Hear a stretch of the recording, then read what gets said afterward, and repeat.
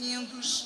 Saudações a todos os nossos coordenadores das CREs, nossos diretores, professores, alunos e os profissionais que fazem a educação carioca acontecer.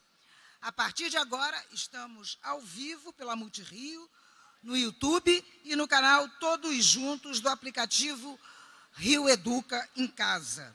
Você pode registrar sua presença acessando o link que já está no QR Code. Hoje é um dia muito especial para todas as 1.544 unidades escolares.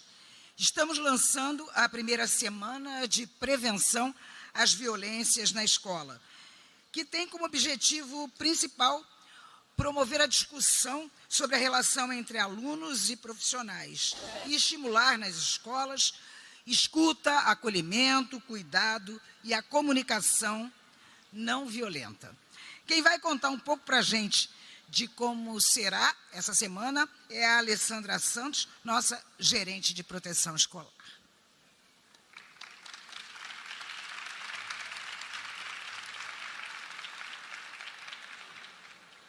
Olá a todos e todas, eu sou a Alessandra, ex-aluna dessa rede, das escolas municipais, professor Lauro Travassos e Rosa da Fonseca, lá no 8ª CRE, viva 8ª,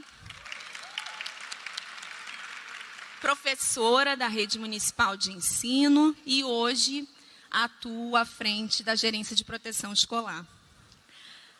Eu, como não sou boba, e já sabia que seria a primeira pessoa a falar depois dessa apresentação brilhante dos nossos alunos, trouxe um pequeno texto, eu prometo ser breve. Eu quero começar agradecendo.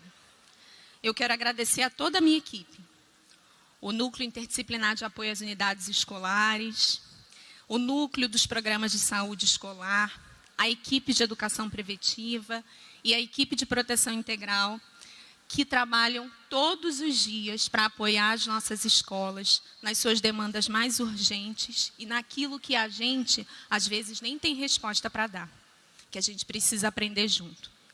Muito obrigada. Eu aprendo todos os dias com vocês. Obrigada ao meu chefe, Marcelo, pela confiança no trabalho da gente e pelo apoio diário e cotidiano no trabalho que a GPE faz. Quero agradecer aos queridos companheiros de Multirio por estarem aqui com a gente em mais essa oportunidade. Nossos mais sinceros agradecimentos à Gerência de Apoio à Gestão Administrativa e Pedagógica, sob a égide da Maria de Fátima Palumanes, que também faz parte da Coordenadoria de Apoio à Gestão Escolar. A coordenadoria, toda a coordenadoria e a SUBAI, a Subsecretaria de Articulação e Integração da Rede. Hoje aqui a nossa subsecretária não pôde estar presente, mas ela está muito atenta e junto com a gente por meio da Multirio.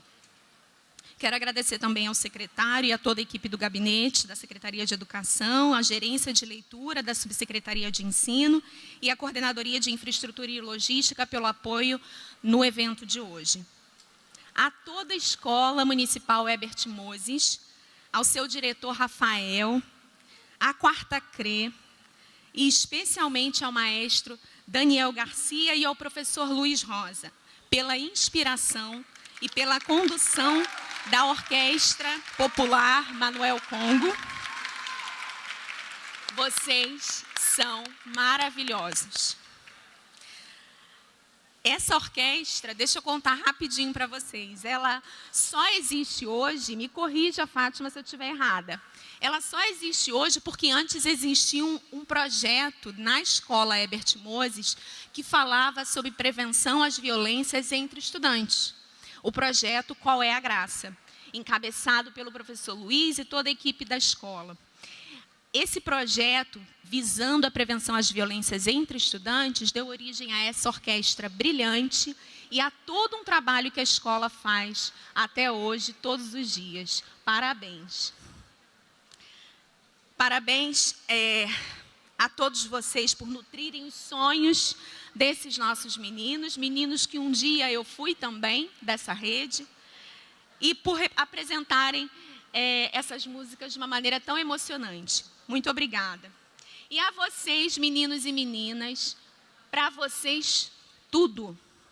Vocês podem o mundo. Vocês são a razão disso tudo aqui existir. Muito obrigada por estarem com a gente. Obrigada a todo o público, diretoras, diretores, coordenadores de CRE e comissões de integração e proteção ao educando, que atuam diariamente com as nossas escolas. Vocês fazem a diferença. Quero também agradecer ao Ministério Público aqui presente, representado pela promotora Patrícia Hauer, ao Fundo das Nações Unidas para a Infância, o UNICEF, aqui representado pelo nosso querido Marcos Calil, e a Secretaria Municipal de Assistência Social e ao Conselho Tutelar, aqui representados pela Cláudia Lasri, parceira das horas difíceis, né, Cláudia? Muito obrigada. Bom, dito isso, é com muita alegria que hoje a gente abre oficialmente a primeira semana de prevenção às violências na escola, com o desejo de que ela se torne uma ação perene na rede. Mais que isso, que ela seja uma grande oportunidade de construção e fortalecimento de diálogos em torno de questões sociais complexas que atravessam os nossos fazeres na educação. Não é possível ignorar que a violência existe e que ela atravessa a escola. A Constituição, desde lá atrás, em 88, ela já diz para a gente que é dever da família, da sociedade e do Estado assegurar à criança e ao adolescente e ao jovem com absoluta prioridade o direito à vida, à saúde, à alimentação, à educação, ao lazer, à profissionalização, à cultura, à dignidade, ao respeito, à liberdade e à convivência familiar e comunitária.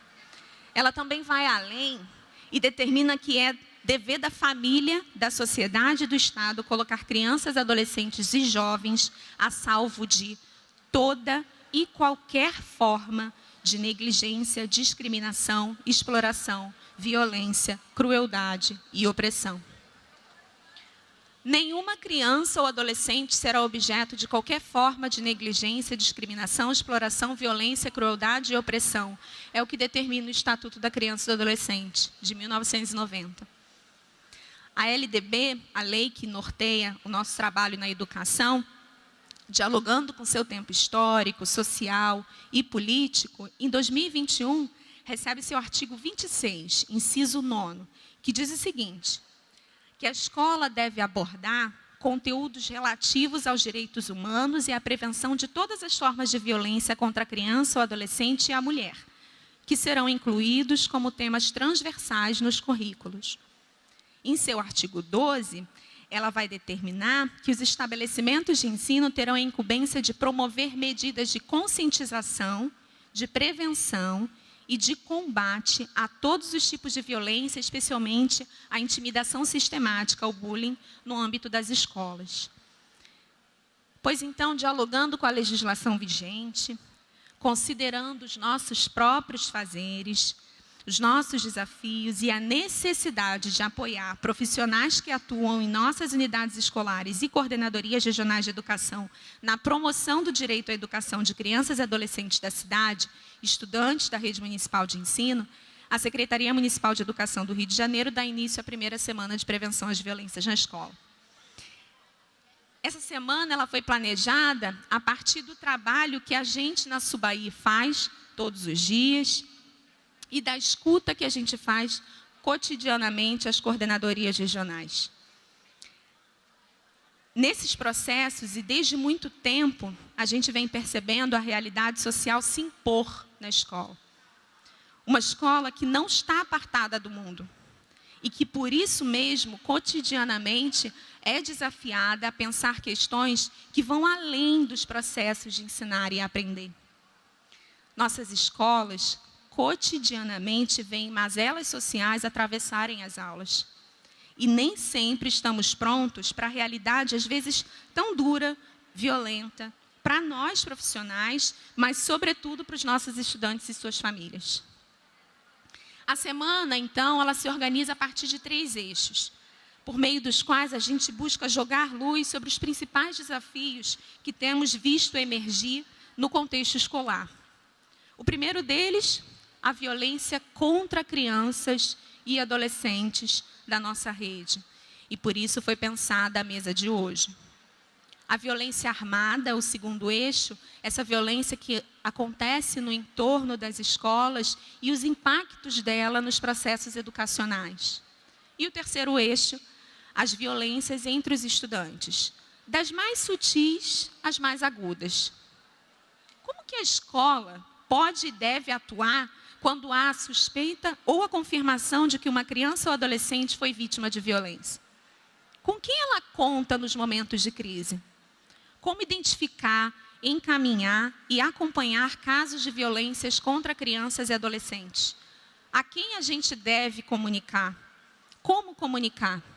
A gente só comunica casos suspeitos ou a gente comunica também os confirmados? Aliás, eu troquei. A gente só comunica os casos confirmados ou também deve comunicar os suspeitos?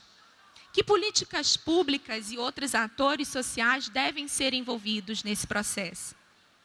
E em relação à violência armada no entorno das escolas, o que a Secretaria já oferece como apoio às unidades escolares e à comunidade? Em que a gente deve continuar avançando?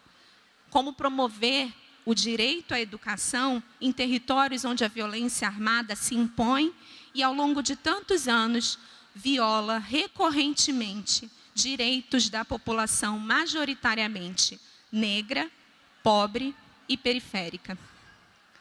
E quando nossas crianças se veem diante de conflitos dentro das escolas, como mediar situações em que as violências aparecem entre os estudantes? Que ações pedagógicas podemos propor? Com que parceiros e outras políticas públicas podemos contar nesse momento? Que tipos de violências podem surgir? Como produzir coletivamente espaços escolares mais dialógicos, acolhedores, fraternos, que vão impactar diretamente nos processos de ensinar e aprender? Essas são algumas questões, das grandes questões que a gente quer trazer para esse grande debate que a gente espera nascer aqui hoje. O nosso objetivo é garantir que na SME, na proteção de crianças e adolescentes, ninguém caminhe solitariamente. O desafio é grande demais para andar só.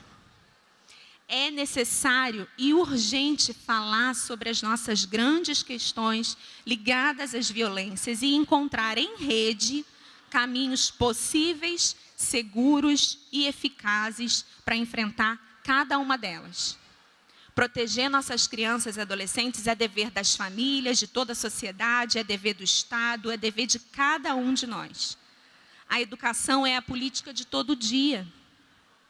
É aquela que está mais próxima dos meninos e meninas da cidade. É aquela que pode acolher e construir e contribuir com a proteção de cada um deles, enquanto cumpre o seu papel principal de educar. Esse é o convite que nós fazemos.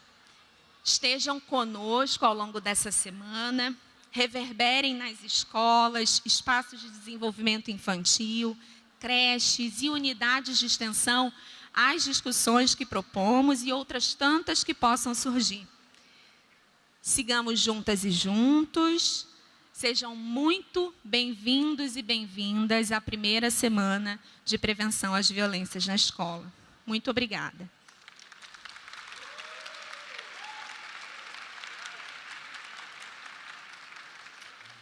Gente, e só para vocês saberem, vocês podem compartilhar as fotos e imagens do evento de hoje usando nas redes sociais a hashtag SPVE2022. Combinado? E agora, para dar as boas-vindas a vocês, o nosso secretário de Educação, Antônio.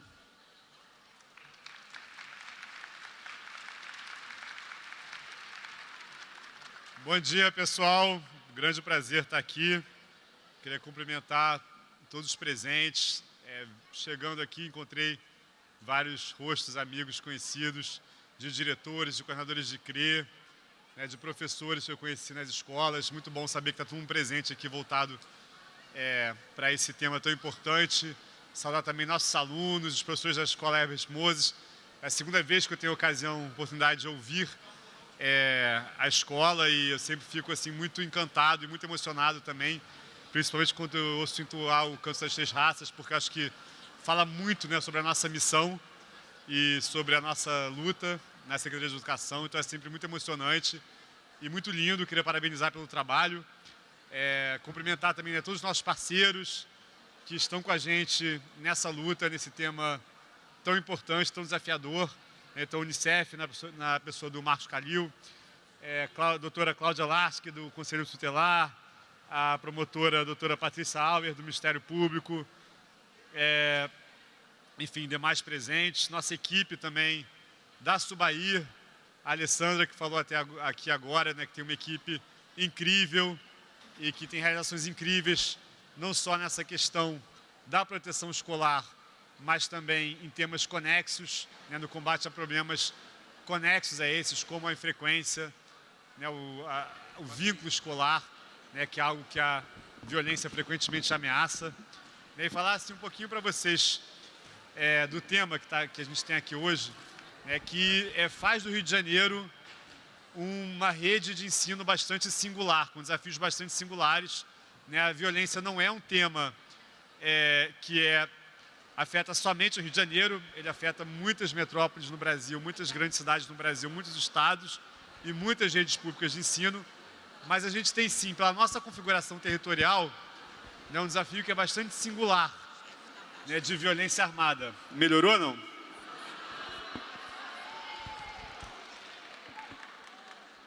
Então, gente, continuando aqui, né, a violência não afeta só o Rio de Janeiro, não afeta só a rede pública de ensino do Rio de Janeiro, mas ela nos afeta de forma bastante singular, a ponto de exigir da gente uma ação focada, né, uma estrutura organizada para combater as perdas que essa violência nos impõe, principalmente do ponto de vista da aprendizagem. Isso nos deixa bastante perplexo, porque não necessariamente a gente está pronto para lidar com isso, né? A gente não necessariamente tem as competências para lidar com isso de forma inteira, mas a gente também faz da crise de oportunidade e desenvolve várias aprendizagens, graças à parceria, graças a uma atuação focada e estruturada no tempo, né, que ajudam a gente a lidar com essa situação, e a gente tem que trocar os aprendizados. A gente tem uma coisa que é muito importante nisso, que são dados. Né? A gente tem evoluído muito na capacidade de enfrentar os problemas a partir de informações, de dados, que ajudam a gente a cercar esse problema e a ter soluções que são as mais pertinentes, né, e mais específicas para as causas que a gente quer combater. Então, eu vou compartilhar assim, algumas coisas com vocês. A gente sabe que a violência ela afeta diretamente a capacidade de aprendizagem, né, pelos problemas, não só pelo tempo de ensino, que ela vem tolher diretamente, mas, evidentemente, pelos problemas de ansiedade, de dificuldade de concentração, que ela traz para toda a comunidade escolar, né, e outras consequências, outros efeitos que ela tem na comunidade, que afetam diretamente a aprendizagem.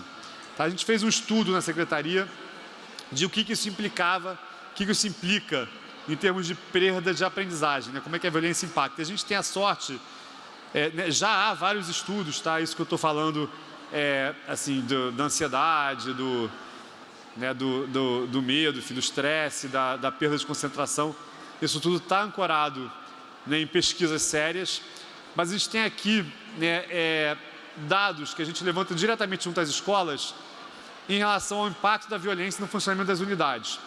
Isso dá para a gente uma massa de informação muito rica para a gente poder trabalhar. E a gente tem a sorte na Secretaria hoje de ter um núcleo, né, uma assessoria que trabalha com inteligência, com ciência de dados e que apoia a construção das políticas públicas, né, que apoia as áreas de negócio como como a Subsecretaria de Articulação e Integração, como a gerência da Alessandra, na construção, né, das suas políticas públicas que são implementadas no âmbito das regionais e das escolas diretamente. Então, a gente vê que hoje esse problema, essas intercorrências de violência, elas afetam a cidade como um todo. A gente tem, sim, manchas de calor, né, de violência que afetam mais algumas regiões, tá?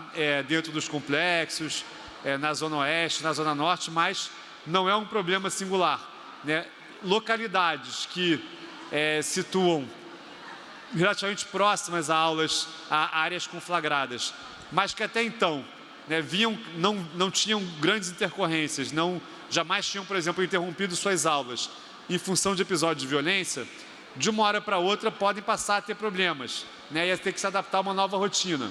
Então, infelizmente, né, não tem uma área da cidade que está completamente ao abrigo disso, os números mostram isso.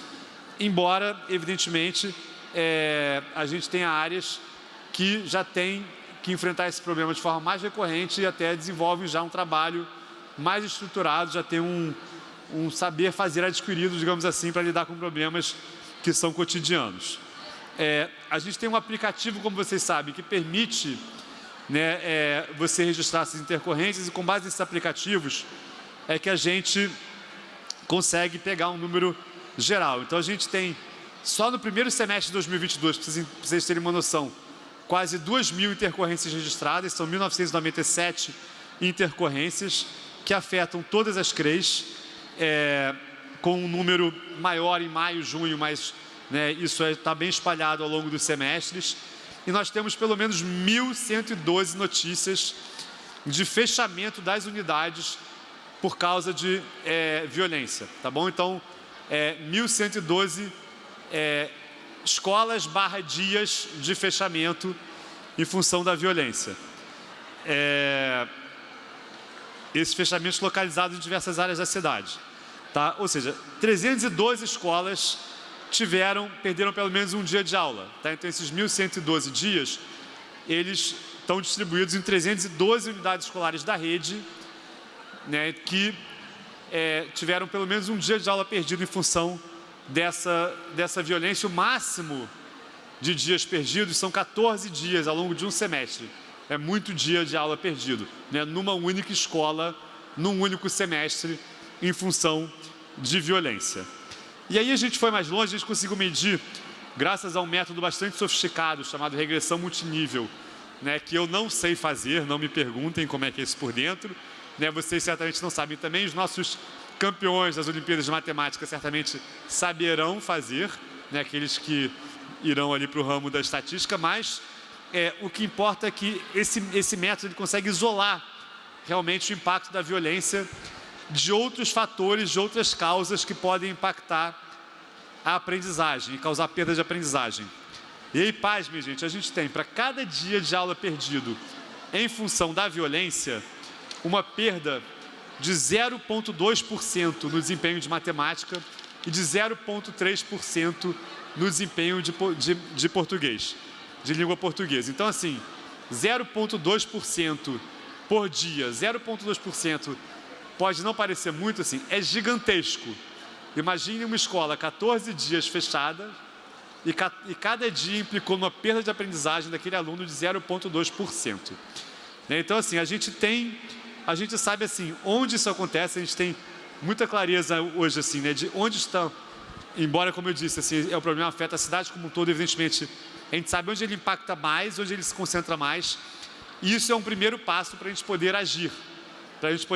É claro que, quando você olha mais de perto, você tem que saber destrinchar o problema também, né? Você tem que ter uma estratégia integrada para combater, mas você tem que também saber fatiar as diferentes causas do problema, né? A Alessandra aqui falou bem, a maior parte das estatísticas, né, as declarações que afetam a escola são ligadas a confronto no entorno, né, ou operação policial no entorno.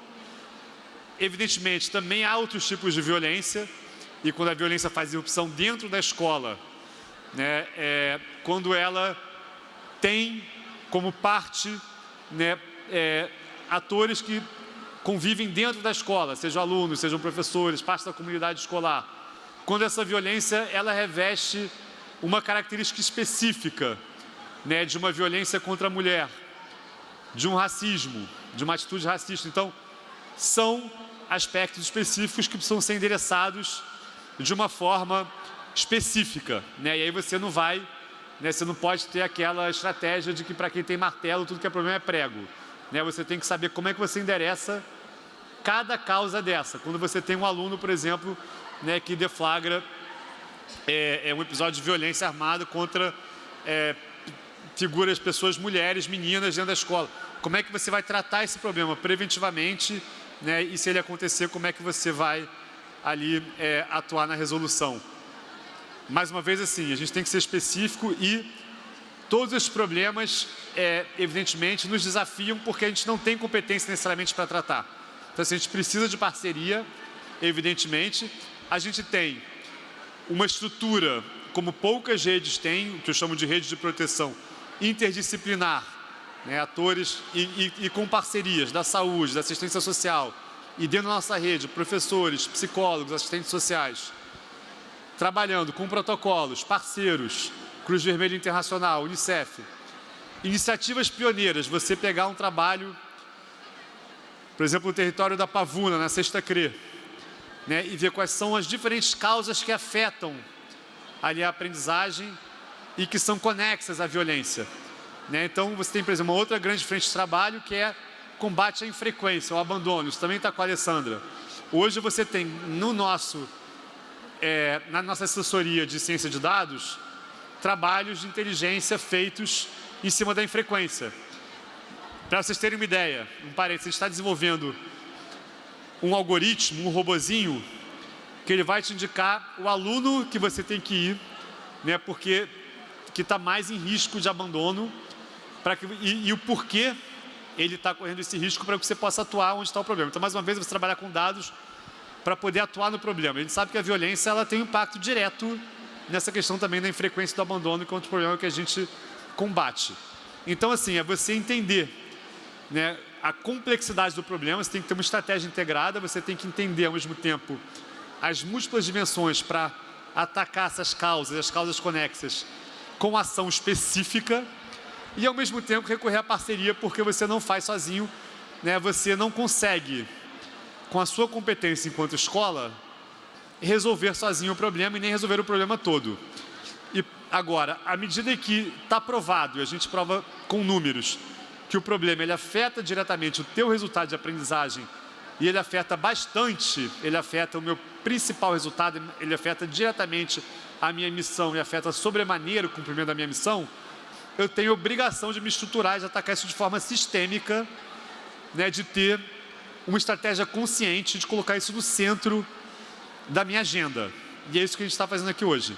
Né, a gente usar a nossa estrutura, as nossas parcerias, para sistematizar conhecimento, sistematizar abordagem e ir onde dói mais, né, graças a esse trabalho com dados, para poder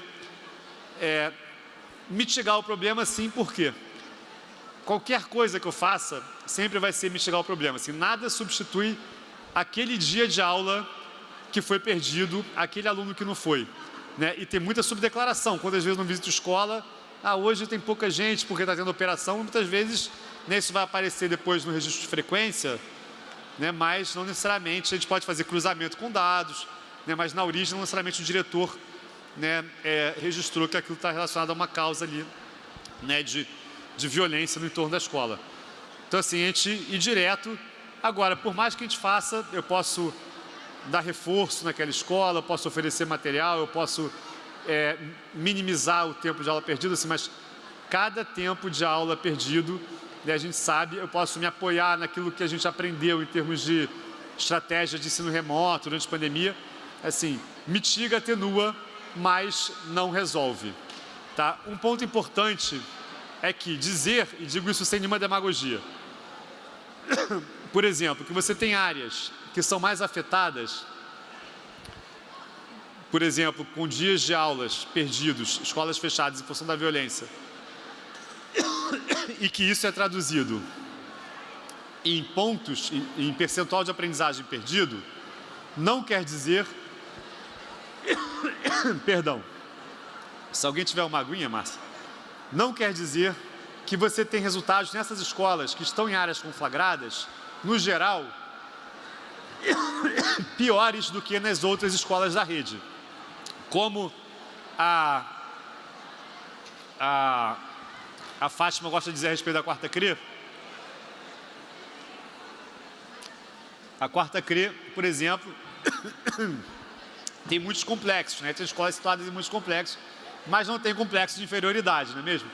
Porque vai numa escola, por exemplo, como a Marielle Franco, que fica dentro da Maré, que é uma área ali onde você tem atores armados, onde muitas vezes a violência prejudica, né, o ensino, a rotina da escola, e você vai ver, primeiro, os resultados da escola, você vai ver o funcionamento da escola, o asseio, né, o clima escolar, o ambiente escolar, e você vai ver o nível ali de conversa, né, de postura dos alunos, o trabalho feito pelos alunos, as apresentações feitas pelos alunos, ou seja, que não deixa nada a dever para nenhuma outra escola nossa da rede. Ou seja, você tem ali todo um potencial pleno, né, de alcance de resultados, de oferta de oportunidade para aqueles alunos, oportunidade de sucesso, de sonho, através da aprendizagem, né? O mesmo, por exemplo, quando um projeto que eu citei na Pavuna foi construído em parceria com a Unicef, com outros atores, né? Ali a gente tem Secretaria da Mulher, Assistência Social, todas as secretarias praticamente que trabalham na ponta na prefeitura, né? A escolha daquele território se deu, evidentemente, porque ali você tem grandes necessidades e grandes impactos em função da violência. Você tem também uma comunidade muito mobilizada e muito engajada na discussão e no encaminhamento de soluções do problema. Ou seja, a gente sentiu que ali é um território, foi avaliado isso, né, através de pesquisa, estudos, uma abordagem aí ancorada em evidências, que você tinha ali um grande potencial de alavancar soluções. Então, a gente tem, evidentemente, na nossa rede problemas sim, mas todo o potencial de solução está aqui. E se nós não podemos, evidentemente, resolver todo o problema sozinho, a gente precisa de parceria e a gente precisa de políticas públicas de base nessa questão, a gente tem que fazer o papel da escola como lugar de promoção de uma cultura de paz e do diálogo, né? Isso é o papel da escola. Então, a longo prazo, quem vai resolver o problema, sim, né, somos nós. Isso não há dúvida nenhuma. E ele começa agora, ele começa com os nossos alunos preventivamente. Tá? Então, agradecer muito pelo dia de hoje. É claro que as questões não se esgotam aqui, pelo contrário, mas é um marco extremamente importante para a gente fazer um balanço do que a gente avançou, para a gente requalificar o nosso entendimento dos problemas, a gente ressituar qual a nossa estratégia, onde a gente avança daqui para frente, sempre compartilhando boas práticas e o melhor que a gente vê acontecendo, sendo feito por cada um de vocês, protagonistas disso. Tá? Então, agradecer muito aos gestores das unidades e toda a comunidade escolar, os alunos, professores, profissionais e todas as equipes para fazer isso um sucesso. Muito obrigado, gente.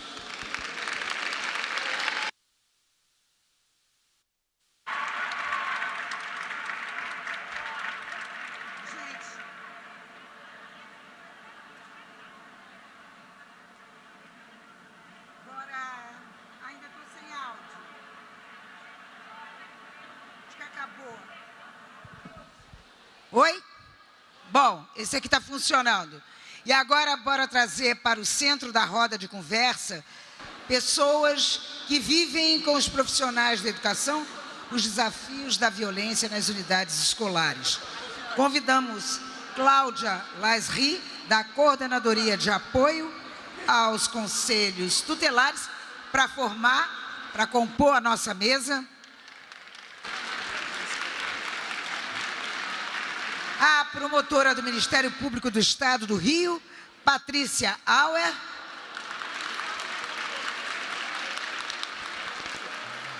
O Marcos Calil, gerente de proteção da criança e do adolescente do Unicef.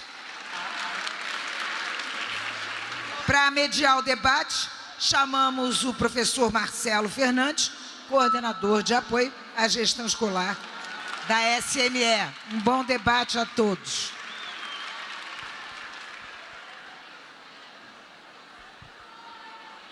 Vou deixar com você. Bom dia a todas e a todos. Antes da gente iniciar o debate, eu vou trazer aqui uma notícia que vai deixar todo mundo alegre, né? Os diretores.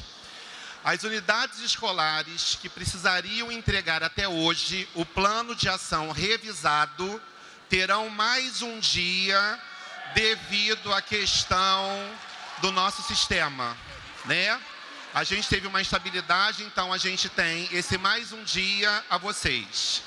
E hoje, com o resultado das outras unidades escolares, elas terão do dia 8 ao dia 14 para implementar no sistema o plano, ok?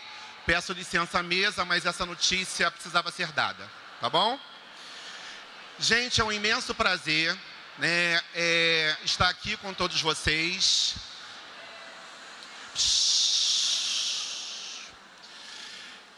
E inicialmente, né, quando aqui cheguei, eu falei que a gente está vivendo um momento histórico, né?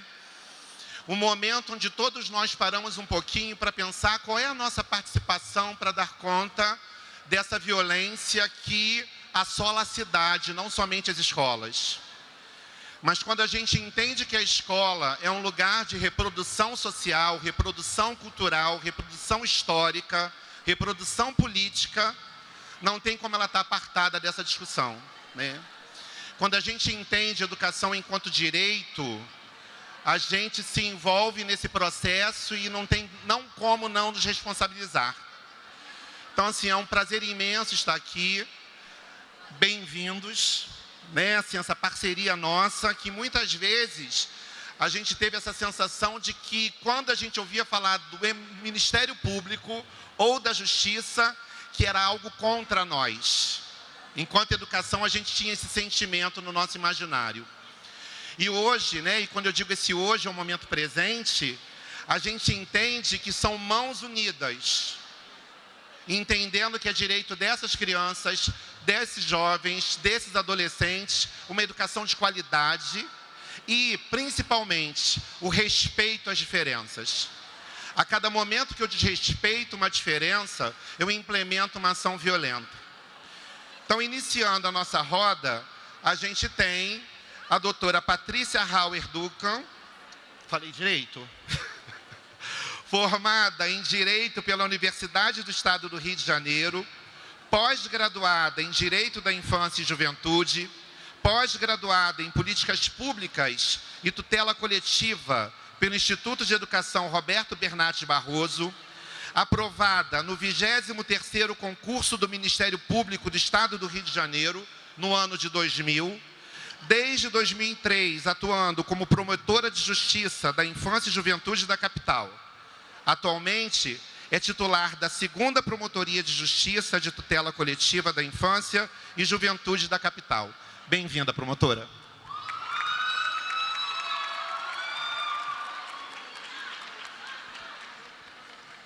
Obrigada, bom dia. Uma honra estar aqui. Queria agradecer muito esse convite. Iniciativa importantíssima, temas absolutamente essenciais. E eu fico muito honrada de fazer parte desse evento, que aconteça assim por muito tempo, né? Que possa se repetir. E não posso deixar de dizer que eu fiquei absolutamente encantada com essa apresentação. E, enfim, veio com certeza nos brindar nessa semana de prevenção às violências na escola. Eu trouxe uma colinha também, vou tentar ser breve para não cansar, e até peço que a Alessandra, de repente, controle meu tempo aqui. Se eu me alongar, não é essa a intenção. Então, como foi dito, né, eu sou Patrícia Hauer Duncan, eu sou promotora de justiça atualmente da infância e da juventude, mas desde o ano 2000 eu passei 3 anos no interior e na Baixada, rodando em áreas diversas, criminal, família, civil. E em 2003 eu assumi uma promotoria de infância e juventude aqui da capital. E fiquei apaixonada pelo tema. Desde então, né, desde 2003, eu continuo nessa área da infância, na luta por esses direitos de criança e adolescente. Então, aqui na capital do Rio de Janeiro, eu atuei 10 anos nessas promotorias que nós chamamos de promotorias de atuação individual, atuando nos casos concretos de violação de direitos, de trabalho infantil, de violência doméstica, sexual, enfim, de situações diversas de vulnerabilidades, processos judiciais de guarda, tutela, adoção, destituição do poder familiar. Então, esse é o trabalho do dia a dia do promotor da infância e juventude da capital, no qual eu fiquei por 10 anos e nós temos essa divisão na capital do Rio de Janeiro também por regiões. São 12 promotorias de infância e juventude, tem promotoria da Zona Sul, do Centro, do Grande Meier, por aí vai. E assim, nesse período, o que eu vi de muito importante relacionado às escolas como um todo, aos profissionais da educação, é que sempre se mostrou um espaço muito privilegiado de proteção, de fortalecimento das famílias, de troca com todos esses atores da rede. O espaço primeiro, eu acho que de proteção, quando a gente fala, por exemplo, de violência doméstica, né? A gente sabe que as estatísticas revelam, infelizmente, que muitas vezes essas violências acontecem dentro de casa ou nos círculos muito próximos de familiares dessa criança e desse adolescente. Então, muitas vezes, o único lugar de acolhida e de escuta que essa criança que sofreu violência vai dispor é o espaço da escola, são os profissionais da escola. Então, sempre, durante esses 10 anos que eu atuei na tutela individual, absolutamente indispensável a atuação conjunta, né? Como disse a Alessandra, eu achei perfeita a sua fala, a gente não tem como tratar de um assunto tão desafiador sozinho, nem o promotor de justiça, nem o profissional da educação, da saúde, da assistência, da segurança, não tem como tratar de problemas tão desafiadores de forma isolada. Então, assim, o que eu percebi também nesses 10 anos, né, nessas promotorias individuais, foi que as regiões em que os atores conseguiam se falar com mais constância, de forma presencial, né, antes da pandemia, mas assim, de estar junto, de trocar informações, telefones e se falar com mais frequência para discutir os casos difíceis e desafiadores, essas regiões tinham mais sucesso, mais agilidade, mais efetividade para resolver os casos. E outras regiões, claro, os atores mudam o tempo todo, os conselheiros tutelares mudam o tempo todo. Então, a gente sabe que a gente tem que renovar esses contatos, essas reuniões, esses encontros, para a gente poder fortalecer essas redes. E as regiões em que isso não acontecia com tanta frequência, a gente via uma dificuldade de diálogo, questionamentos de um lado para o outro, essa função não é minha, essa função é do outro. Então, muitas vezes a gente não conseguia garantir o que é o principal, que é o cuidado com a criança. Então, a gente precisa, né, já que a gente está falando de prevenção, ser muito ágil, rápido e efetivo para, o quanto antes, tirar a criança e adolescente da situação de violência. Eu trouxe uma matéria jornalística que saiu recentemente, maio desse ano, falando sobre a importância do ambiente escolar. E o título é Denúncias de Violência contra Crianças mais do que dobram em relação ao início da pandemia. E aí a matéria fala o seguinte, mais da metade dos agressores identificados vive na mesma casa das vítimas, padrasto, madrasta, pai, mãe. O aumento do número de denúncias de violência contra crianças e adolescentes este ano está relacionado com a volta às aulas presenciais.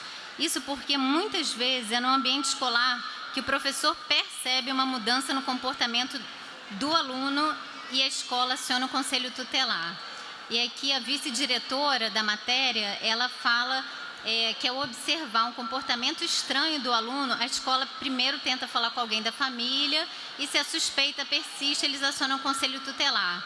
Então, são sintomas conhecidos, uma fala agressiva, uma explosão que evidencia um choro um pouco mais descontrolado, situações de conflito que podem denotar uma situação de violência doméstica.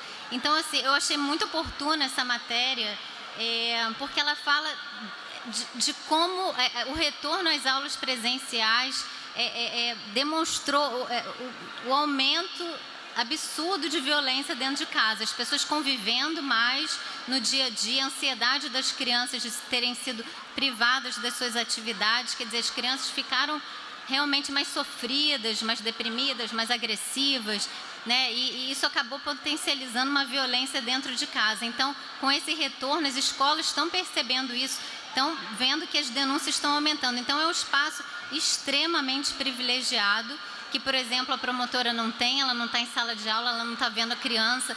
E é muito importante estar atento às sutilezas. Eu me lembro de 2 casos, por exemplo, que eu vi. Um deles era de uma menina que em dia de calor extremo vinha com blusas agasalhadas e para cobrir os hematomas. Era uma menina adolescente vítima de violência sexual pelo pai, e a professora, muito sensível, ela percebeu e conseguiu proteger essa menina, que já tinha sofrido abuso, mas para que isso não se perpetuasse. Então, às vezes, só observar que a roupa está inadequada, porque a menina está querendo esconder os hematomas diversos pelo corpo, uma criança que tem um rendimento que cai, uma criança que, enfim, está com menos apetite, está mais agressiva, mais triste, tudo isso, esse olhar muito sensível, quem pode ter é o professor, né, o diretor, acho que todos os profissionais da escola, da pessoa que está na cozinha, na limpeza, todos que conhecem aquelas crianças pelos nomes,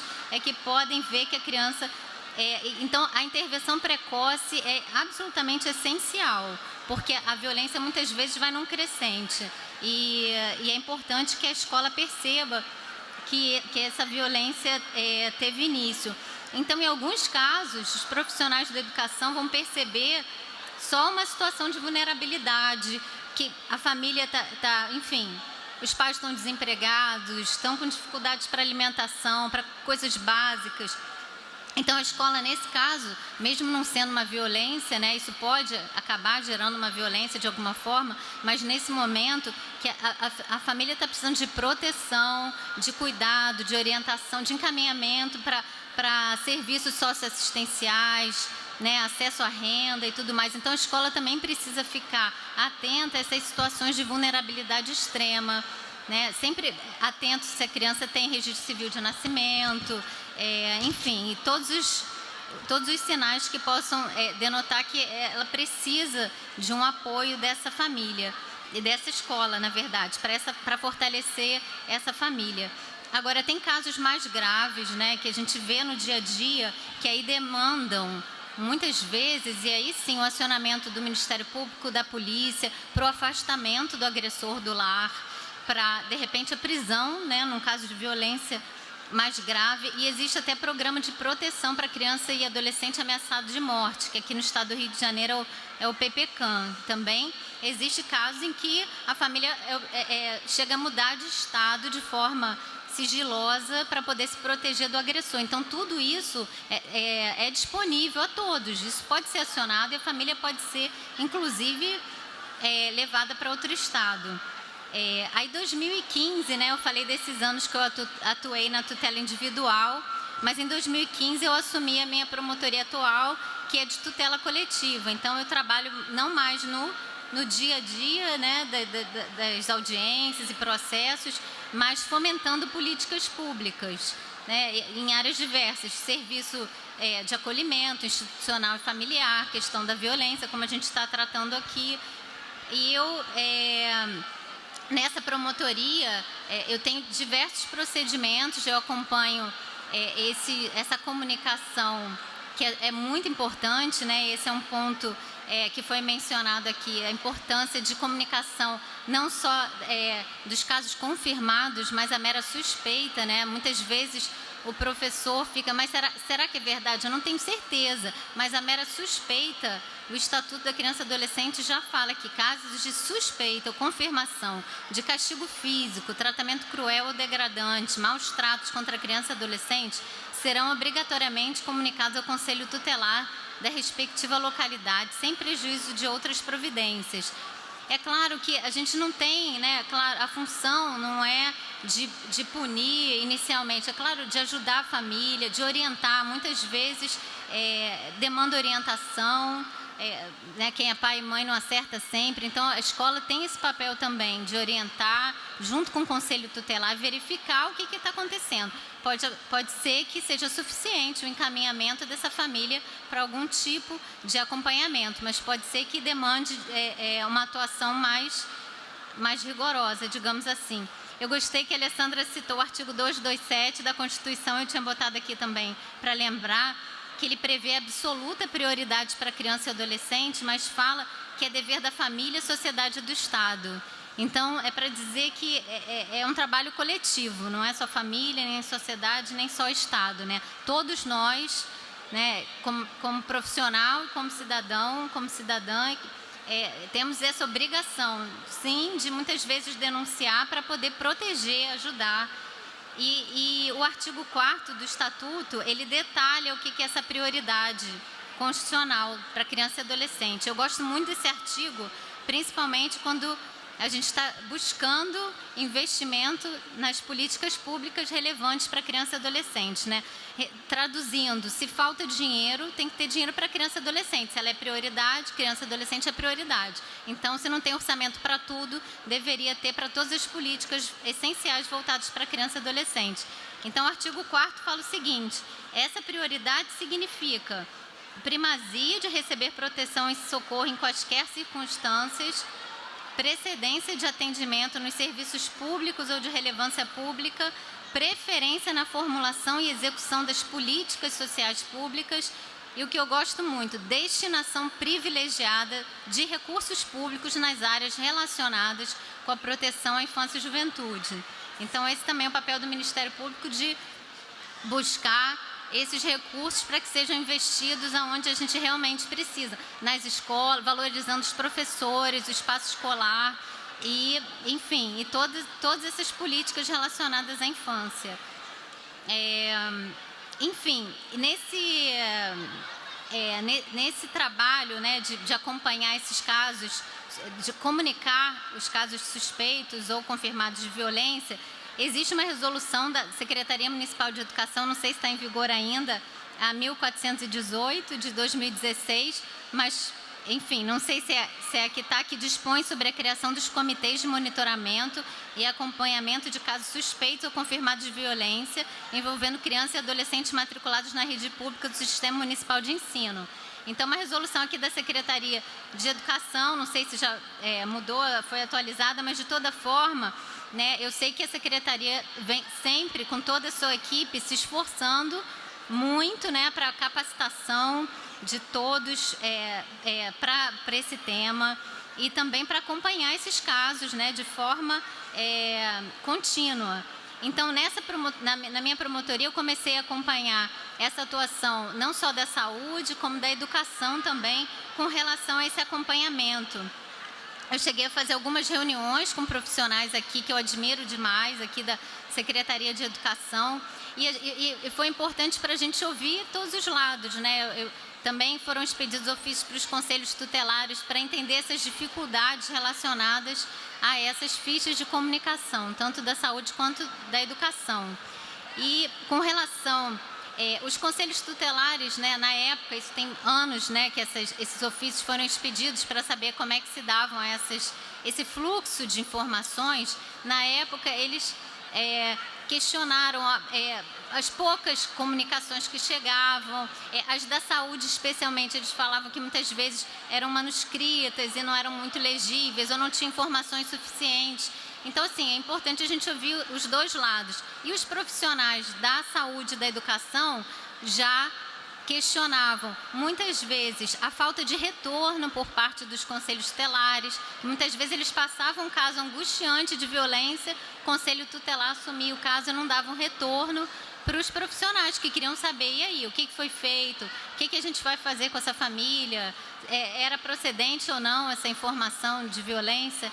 Enfim, então os profissionais do outro lado, da saúde e da educação, também se ressentiam, né, nessas reuniões que eu fiz, de não ter o retorno do conselho tutelar ou até de ficarem muito expostos em lugares violentos, porque a gente sabe que muitas vezes o profissional da ponta está no dia a dia com aquele pai que muitas vezes agride, abusa sexualmente ou enfim. Então, assim, é muito difícil o profissional que vai ficar exposto na hora que faz essa comunicação. Como fazer, então, essa comunicação?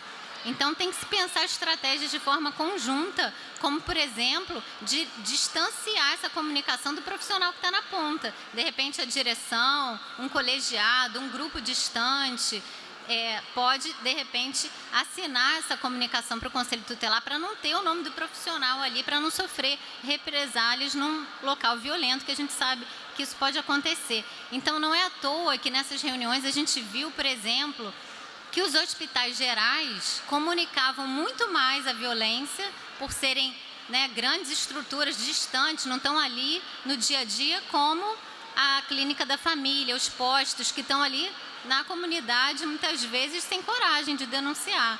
Então, assim, quais são as estratégias que a gente pode fazer para proteger o profissional, mas também não deixar de proteger a criança? Então, é isso que a gente precisa pensar de forma conjunta, porque, enfim, é absolutamente essencial que essa criança seja protegida. Como? Né? Então, talvez distanciando um pouco desse profissional que vai assinar essa comunicação. E existe, enfim, existe na saúde também o grupo de articulação regional, também pode ser uma boa estratégia esse contato. Esse ano foi lançado, não sei se os senhores tiveram oportunidade de participar. Tá, vou terminar. O Plano Municipal de Enfrentamento às Violências Sexuais, que foi aprovado pelo Conselho Municipal de Direitos da Criança. Tem vale a leitura esse plano municipal relacionado às violências sexuais, em que em vários pontos ele fala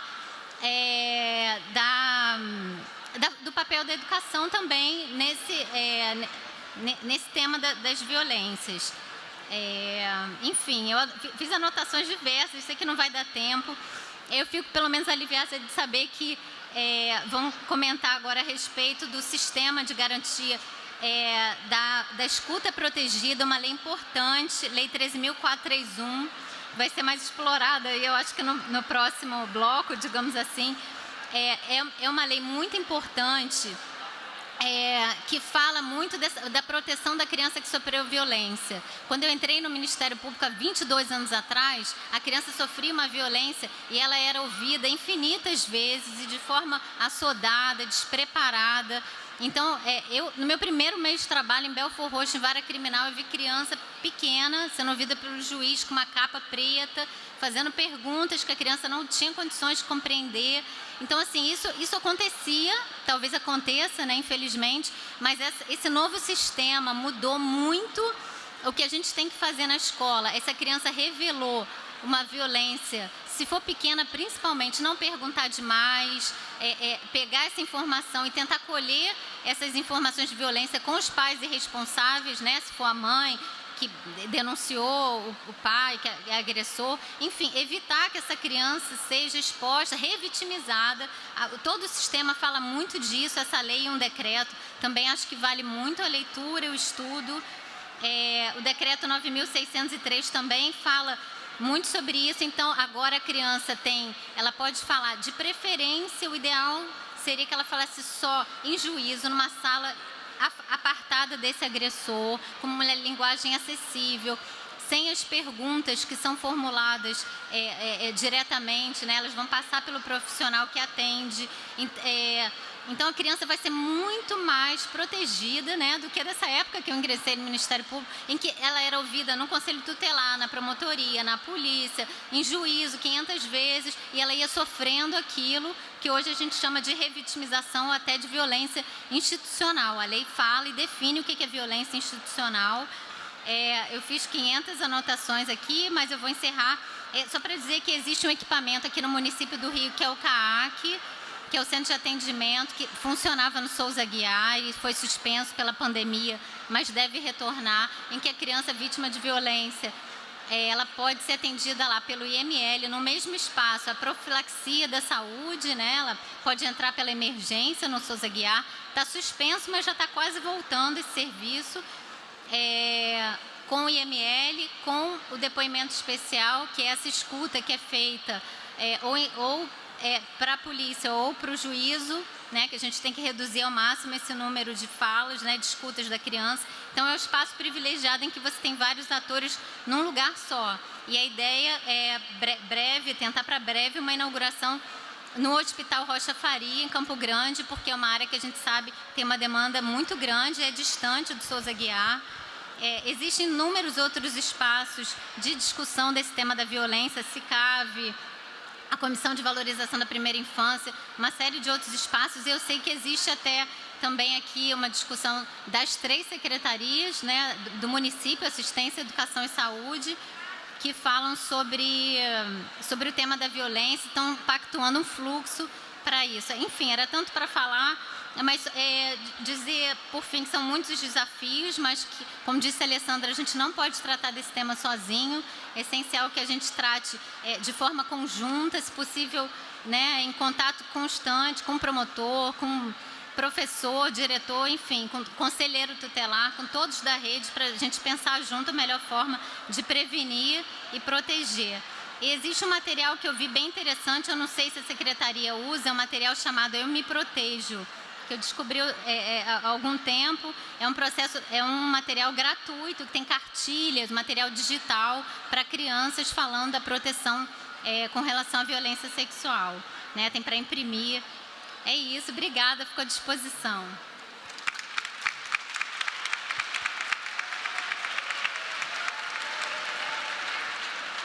Promotora, é um prazer. E já deixo aqui abertos os nossos laços, que a gente está na primeira semana somente, e a gente pretende levar as discussões aos territórios. Eu acho que a gente consegue um movimento mais de pertinho, tá? Gratidão. Gente, eu sei que a gente já está ansioso, que a gente está pensando na escola, só que a nossa acústica aqui não ajuda. E aí, se a gente falar junto, piora mais ainda, tá? Conto com a compreensão, o respeito de vocês. Está terminando já, a gente já vai retornar para a escola, tá bom? Só conto só com mais um pouquinho do carinho e vamos tentar um silêncio, ok? Gratidão. Eu acho que a sua fala, quer dizer, eu acho não, né? Eu tenho certeza. A sua fala, ela aponta para essa violência que é construída nos pequenos detalhes, né? E a escola é lugar disso. É o lugar que a gente precisa prestar atenção em tudo, né? Então, assim, acho que fica a dica da gente revisitar os nossos conceitos de violência. O que é violência? Será que é só agressão física? Será que é só o xingamento? Será que é só o bullying? No momento em que eu emburro a minha cara, passo pelo meu colega e sequer dou um bom dia, será que isso é uma atitude violenta? Eu acho que cabe pensar, né?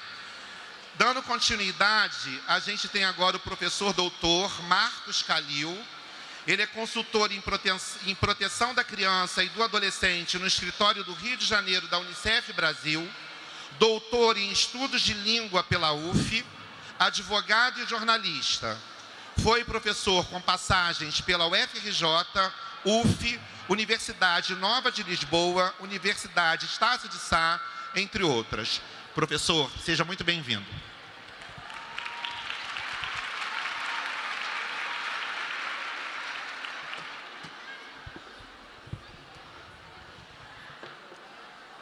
Boa tarde, pessoal.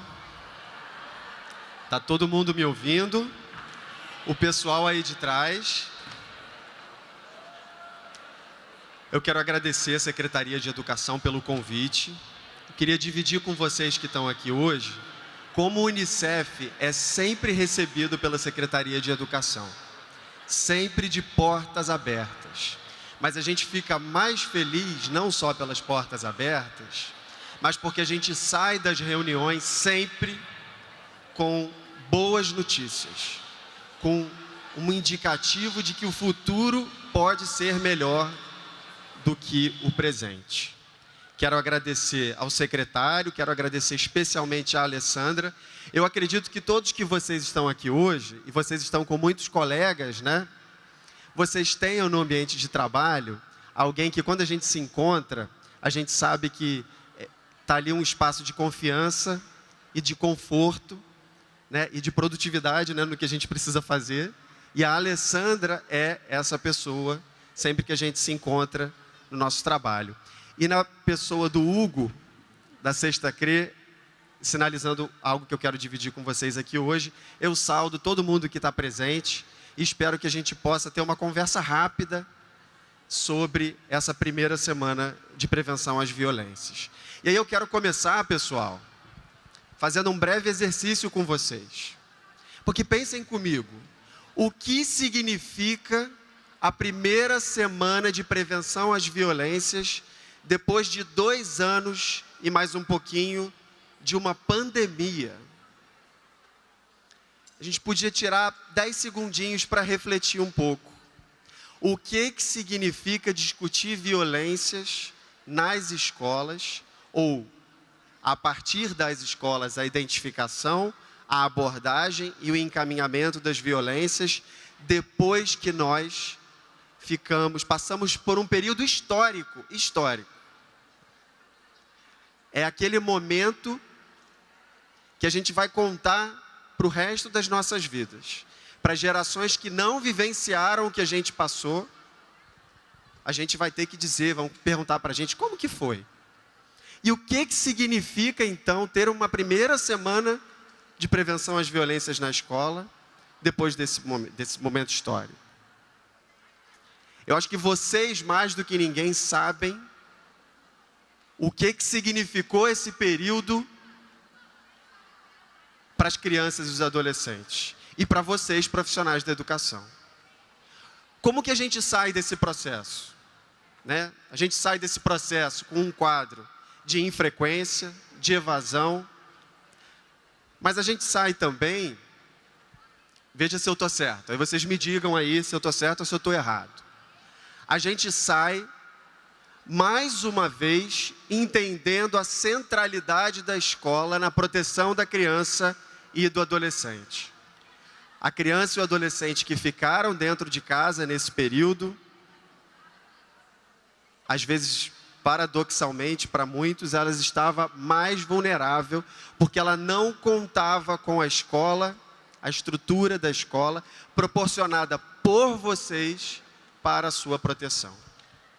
Então, eu acho que a gente chega nessa semana para discutir a prevenção às violências na escola, com a consciência de que, mais uma vez, o profissional da educação, diretores, professores e tantos outros profissionais que compõem a comunidade escolar precisam ser valorizados.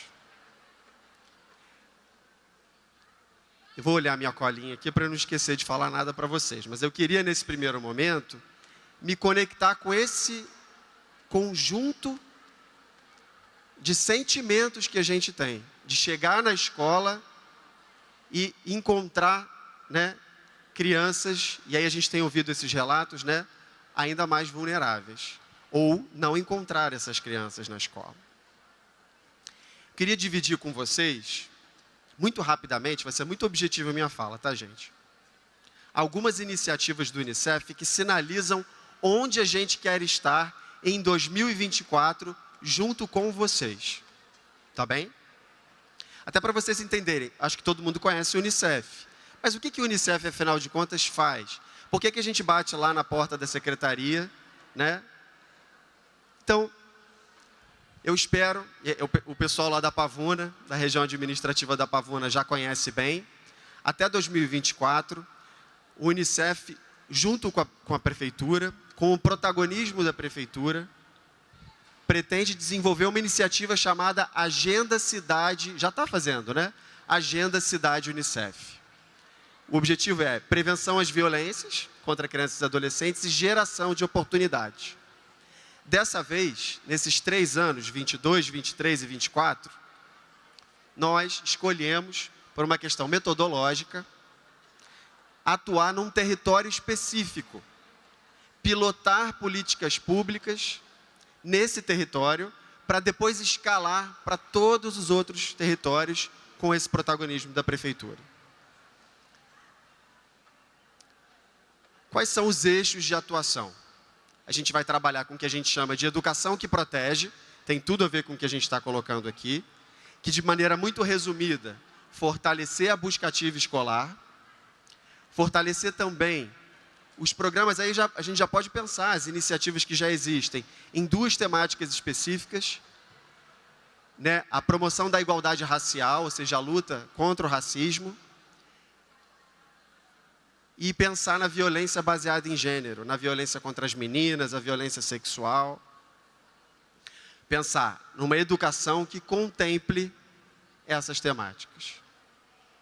A gente pensa também, a gente lá na Pavuna está uma série de iniciativas na inclusão socioprodutiva dos adolescentes. Então, o engajamento do setor público e do setor privado, para que eles, juntos com o Unicef, a gente possa criar oportunidades de formação e inserção no mercado de trabalho. A gente pensa também na saúde mental.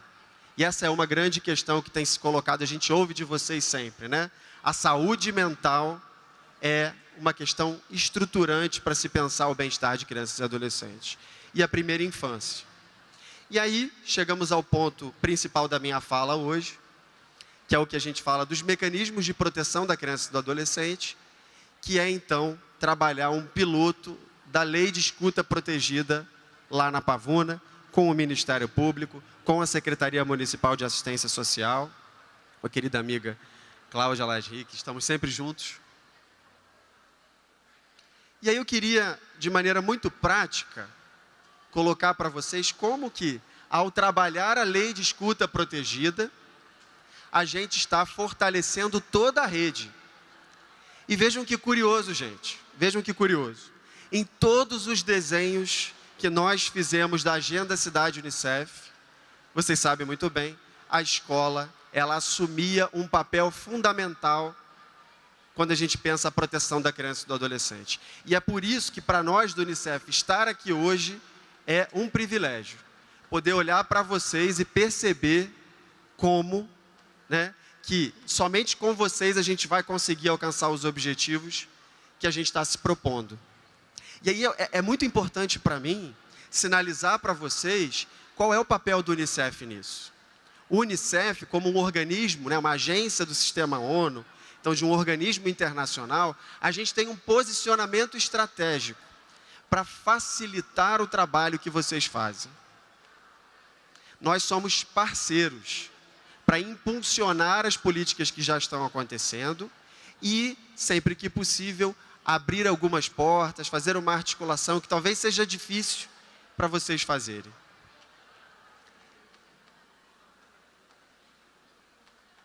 Deixa eu tentar desbloquear meu celular. Foi. A Lei de Escuta Protegida, vocês pensem, o ECA já tem 32 anos, né? 32 anos do ECA.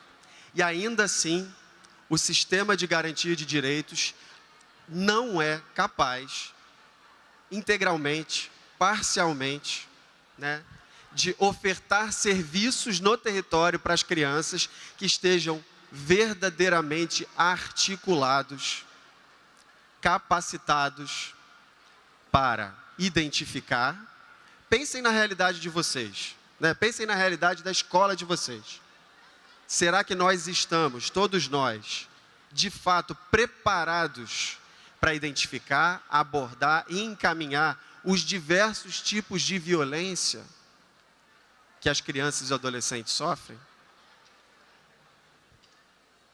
E aí a Lei de Escuta Protegida, ela nos oferece uma receitinha de bolo.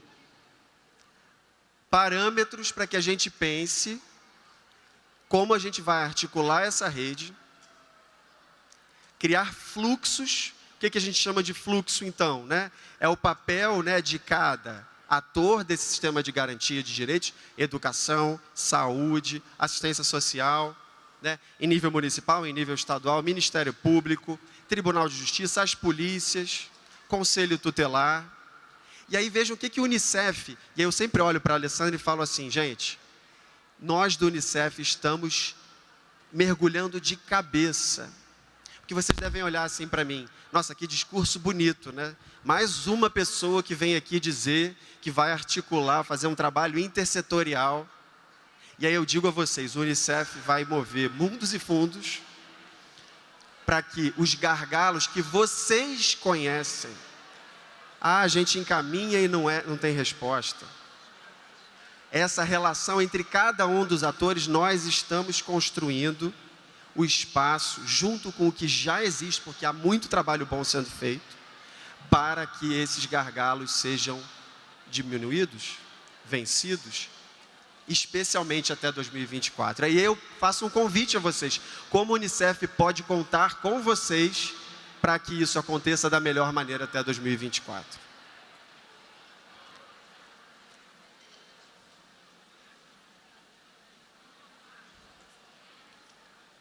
Fundamentalmente, gente, falar da Lei de Escuta Protegida é falar em como, e aí pensem na realidade de vocês do território, é falar como a gente vai identificar uma suspeita ou um flagrante, nesse caso, de uma violência que está sendo cometida contra a criança e o adolescente.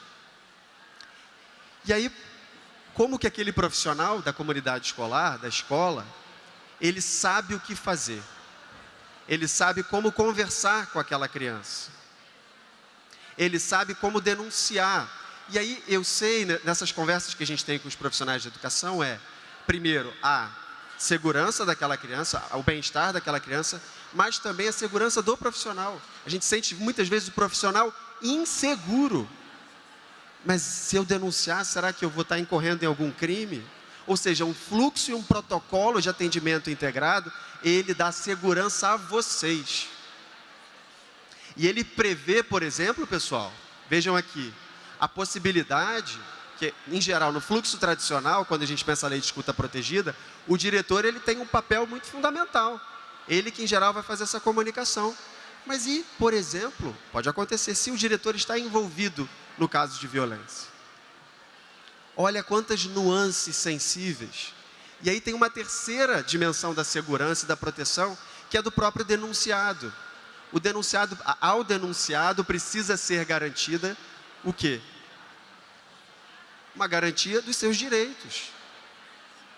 A gente sabe que a exposição, uma denúncia, todo mundo tem uma cadeia de proteção que é sempre o mais importante, a criança e o adolescente. Então, eu quero encerrar a minha fala agradecendo vocês por nos receber aqui hoje.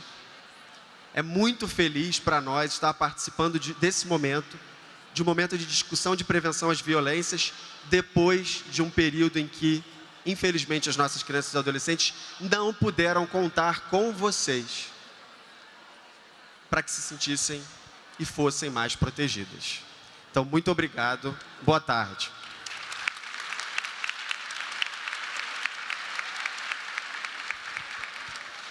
Professor, gratidão. E a parceria com a Unicef está para lá de estabelecida, né? Sempre muito bem-vinda, tá? Teremos agora Cláudia Lasri, assistente social e coordenadora de apoio aos conselhos tutelares da Secretaria Municipal de Assistência Social. Muito bem-vinda.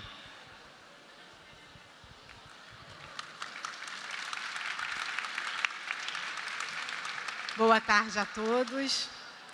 Que responsabilidade falar depois da doutora Patrícia Hauer e depois do Marcos Calil, né?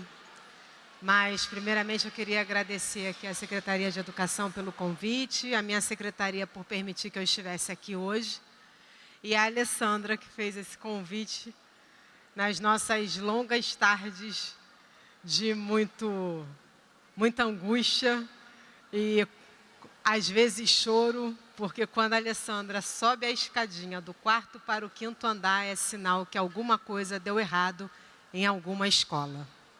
E aí ela precisa dos pares. E que bom que nós nos vemos assim como pares. E é nesse sentido que eu começo minha breve fala aqui. Foi dito anteriormente do Sistema de Garantia de Direito. O Sistema de Garantia de Direito nada mais é que a articulação das diversas instâncias de poderes públicos falando de assuntos que vão garantir direitos, no nosso caso, de crianças e adolescentes. E quando eu recebi o convite, eu fiquei muito honrada, porque eu me remeti. Quando eu cheguei nessa secretaria, nessa prefeitura, há 19 anos atrás, e fui trabalhar em Costa Barros. Aqui todo mundo falou muito de Pavuna, né? Costa Barros é vizinho. Só que Pavuna é um bairro que é quase de outro município, que você dá 2 passos lá em São João de Meriti. Mas Costa Barros é aquele lugar que ninguém nem quer ver. E o que tem em Costa Barros? Tem educação. Pode faltar muita coisa em Costa Barros, não tem uma praça, mas tem creche e tem escola. E quando eu cheguei lá, há 19 anos atrás, e que a gente tinha que implementar o serviço, vou confessar a minha idade aqui agora, que ainda não era CRAS, era SEMASE. Isso, os antigos lembraram. Quando eu cheguei lá, a gente tinha que implementar o serviço. como que você começa a saber que famílias são essas que mais precisam do serviço da assistência? Aonde nós fomos? Na escola. Porque na escola, essas crianças e esses adolescentes vão. Eles podem evadir ao longo do tempo, ao longo dos anos. Conforme vai crescendo, vai evadindo. Mas lá na creche tem fila de espera. Lá na escola tem a criança. Então foi lá que nós começamos. E quando então eu fui chamada para falar sobre o papel da educação no sistema da garantia de direitos, gente, o papel da educação, ele é fundamental. Eu posso dizer que ele é o principal. Porque às vezes o que não chega no CRAS, o que não chega no CREAS, chega na escola. E a escola, ela tem pares nos seus territórios. O sistema precisa funcionar. A articulação dos setores, a integração dos serviços, ela precisa acontecer. Senão não tem sistema, muito menos garantia de direito. Pior ainda para criança e adolescente. Não tem como falar diferente. E aí dentro desse sistema, na escola, por exemplo, às vezes os CRAs ou os CREAS não têm um espaço adequado para fazer um serviço de convivência e fortalecimento de vínculos. Em Costa Barros, aí eu vou falar, né, da praia que eu conheço. Em Costa Barros, nós fazíamos o serviço dentro de escolas. Por quê? Porque, primeiro, a diretora da escola, ela sabia que podia ligar para o CRAS, podia ligar para a gente para dizer a situação de uma criança, a situação de uma família, a situação de um adolescente. E ali a gente sentava, debatia, inseria no serviço de convivência, fazia esse acompanhamento junto. A gente resolvia toda a situação daquela família, não. Mas a parte que nos cabe no sistema de garantia está feito pela educação e pela assistência. É assim, em pares, construindo, chamando outros atores. Eu costumava dizer que lá em Costa Barros, em todos os lugares, ouvi um tiro, fecha. Em Costa Barros, normalmente, ouve-se tiro e fala, foi só um tiro, dá para ir para a escola. E eles vão. Dá para ir para a creche. E eles vão. Não tem como sistema de garantia de direito funcionar se cada um, dentro da sua expertise, dentro do seu papel, não der o braço para o colega do lado, para a política pública que está ali junto do território, e se não tiver, a gente tem que botar a luz naquele território e dizer, olha, está faltando esse tipo de política pública aqui, e chamar os outros atores para essa conversa na garantia dos direitos da criança e do adolescente. E isso inclui também quando a gente sinaliza que falta verba. Falta verba para quê? Ou para mais creche, ou para mais escola, ou para mais um CRAS, ou para mais um CREAS. Não tem, foi dito aqui por alguém, não tem como falar em política pública, em garantia de direitos, se não falar de verba. Porque nós sabemos quais são os problemas do território que nós estamos. Nós precisamos apontar para alguém, aí a gente vai jogando a responsabilidade para cima. Mas o nosso papel a gente sabe fazer, e a gente faz bem. Obrigado. Não é isso? Mas eu não podia deixar de falar aqui de uma questão que muito me aflige. Hoje eu estou há 14 anos. Há 14 anos eu sou gestora pública.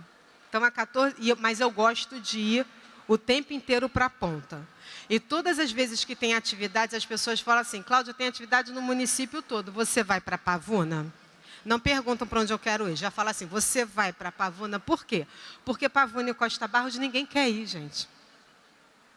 Ninguém quer ir para aquele território.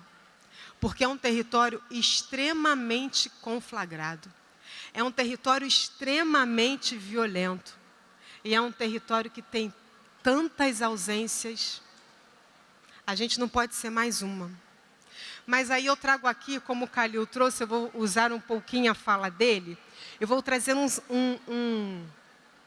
uma pergunta para ficar na nossa mente, para a gente sair daqui pensando nisso, porque o tempo inteiro eu tenho trabalhado isso hoje na secretaria. Os nossos sistemas não se cruzam, não se falam, não se comunicam. o perfil que vocês sabem das crianças e dos adolescentes que estão nas escolas de vocês, muito provavelmente não é o mesmo perfil que eu tenho desenhado pelos gestores dos CRAS e dos CREAs do mesmo território que vocês estão. E a gente não cruza isso. A gente não senta para pensar em como que a gente pode fazer esse tipo de desenho para que, de fato, essa garantia de direito seja estabelecida, o sistema funcione. Qual é o perfil da violação e do violado da sua escola? Você já parou para se perguntar isso? Porque aí eu vou trazer agora um pouco da onde eu estou há um ano. Há um ano eu estou à frente da Coordenadoria de Apoio dos Conselhos Tutelares. É claro que nós sabemos que existem especificidades dos territórios. E nós respeitamos isso, que isso é legítimo. O município do Rio de Janeiro, ele é toda uma colcha de retalhos. O que eu encontro quando eu trabalhei na Zona Sul não é o que eu encontro quando eu trabalhei em Costa Barros. Não é, gente. A criança é pobre, ela é favelada, ela tem ausências, mas o perfil é diferente. E me perdoem se vocês não gostam de usar a palavra favela. Eu adoro. Eu gosto muito. E isso não é desrespeito. Pelo contrário, quem anda na favela sabe o que é favela. E aí, a gente tem que parar de maquiar algumas coisas, né? Não cabe maquiagem. Quando eu penso nesse perfil, e aí um ano eu estou lá na Coordenadoria de Apoio aos Conselhos Tutelares, qual é o perfil da violação e do violado que chega no Conselho Tutelar, de repente, da Zona Sul?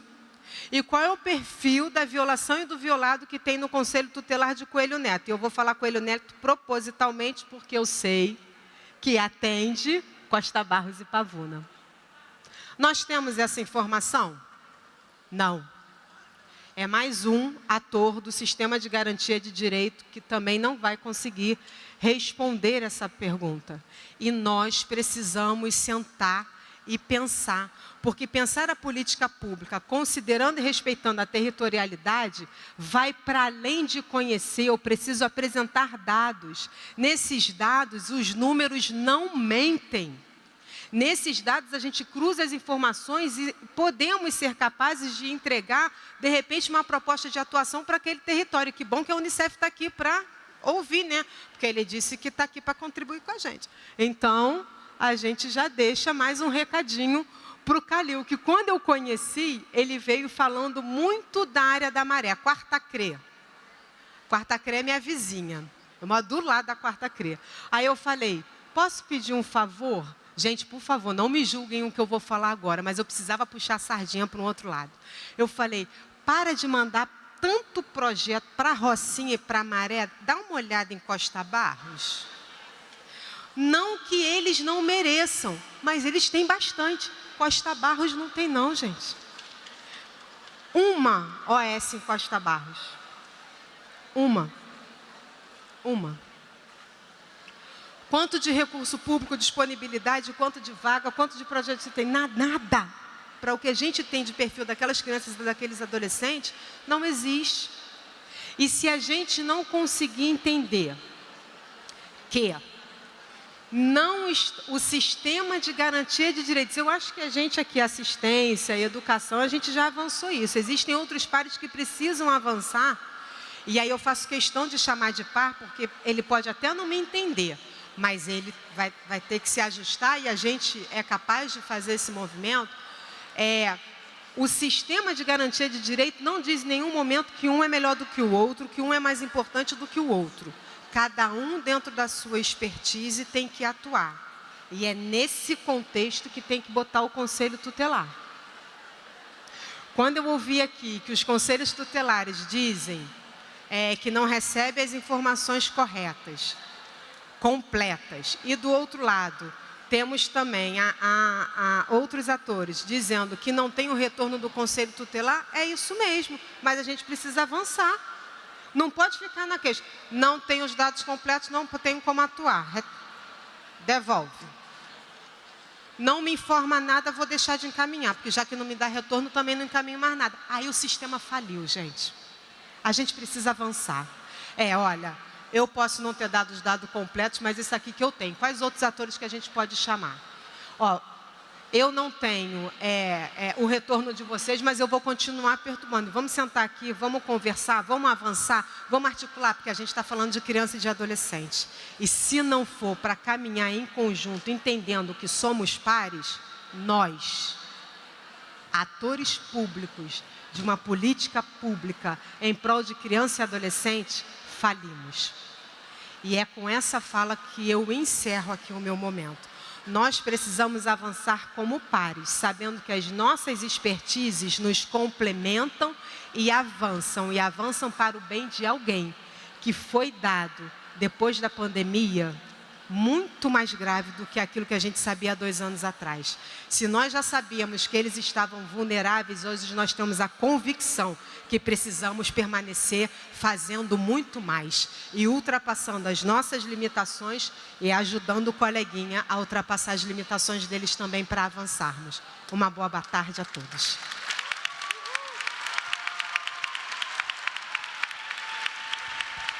Obrigado, coordenadora. Bom, gente, a gente já está quase encerrando. A gente vai fazer só uma perguntinha a cada convidado à mesa, tá? Antes disso, né, do lugar nosso, que é o lugar da educação, esse lugar que é do nosso pertencimento. Muitas vezes a gente tem aquele sentimento de solidão, né? Quando a gente entende que a escola são 1.544 espalhadas nessa cidade.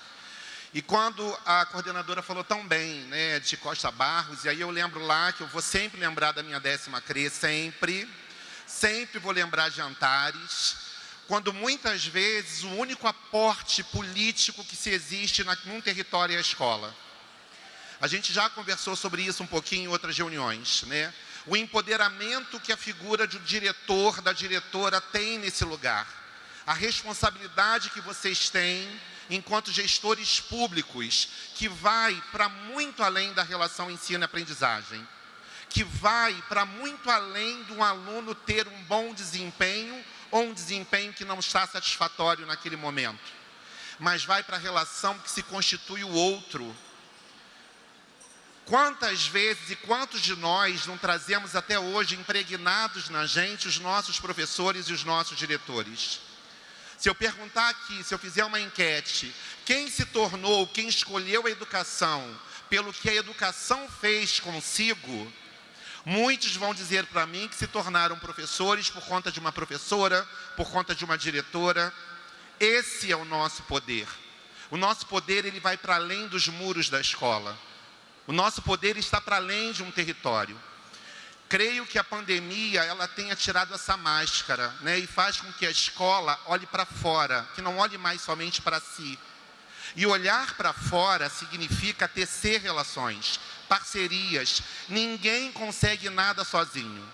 E como já dizia a canção, 1 mais 1 sempre vai ser mais que 2, tá? Antes das perguntas, eu quero agradecer, né, ao Instituto Helena Tipoff pelo apoio e atuação conjunta da interpretação em Libras. Gratidão.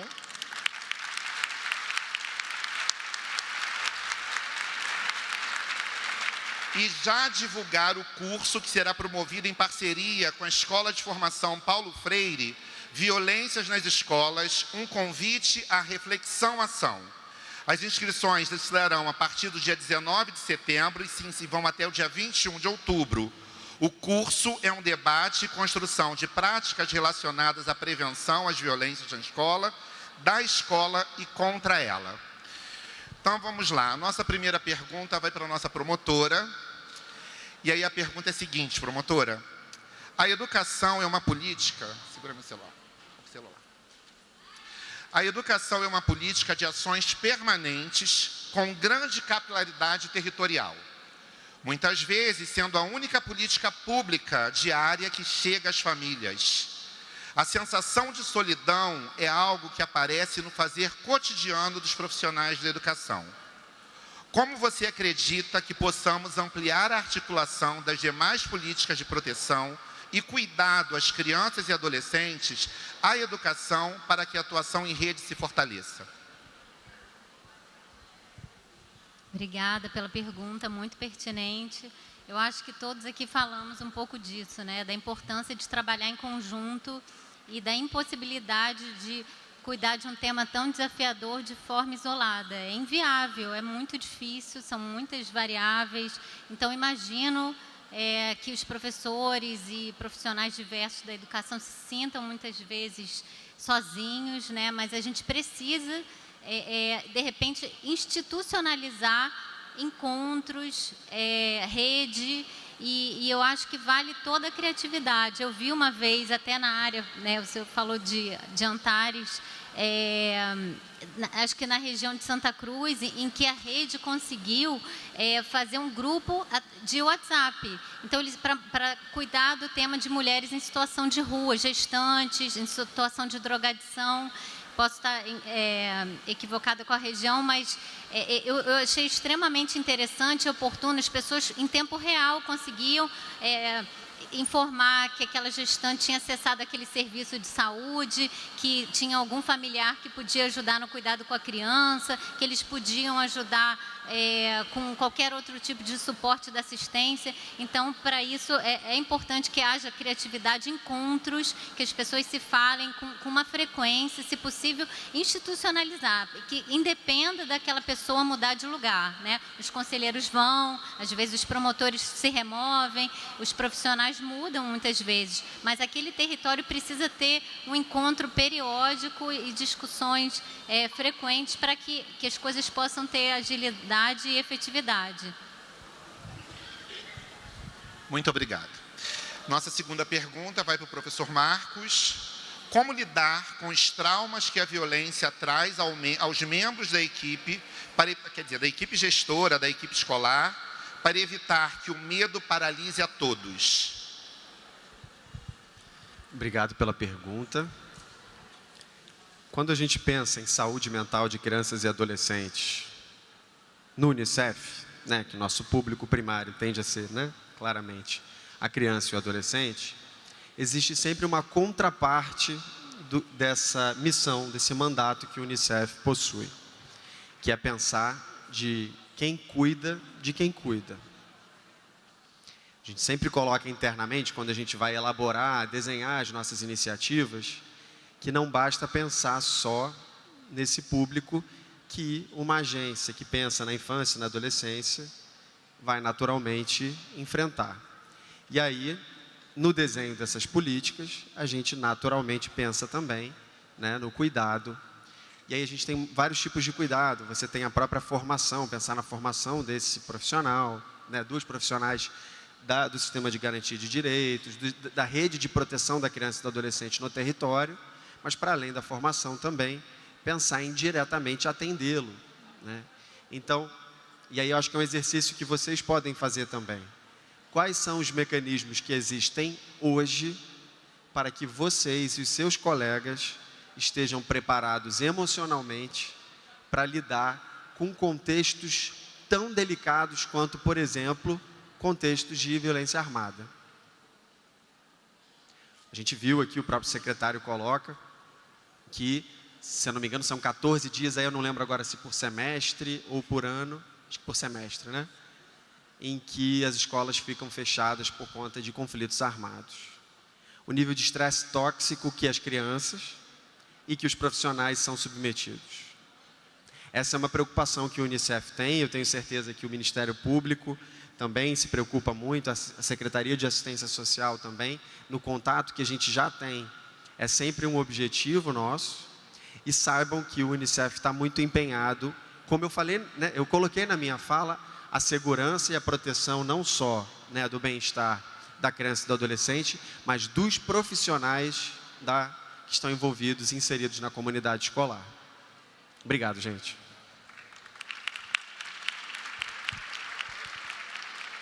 Bom, gente, a gente está encerrando o nosso encontro. Agradecimento a cada um de vocês, a parceria é sempre muito bem-vinda e a gente pretende dar continuidade ao diálogo. Somente com o diálogo a gente vai conseguir mudar a vida, né, desses jovens, dessas crianças, desses adolescentes e ter uma prerrogativa de um futuro melhor, né, de um Brasil mais justo, mais solidário, com equidade, com respeito e que a gente consiga transitar pelos nossos territórios em paz. Gratidão, tá? Bom, a gente encerra aqui com a banda, com a orquestra da nossa escola, desejando a todos um ótimo retorno e sem violência nas nossas escolas. Muito obrigado.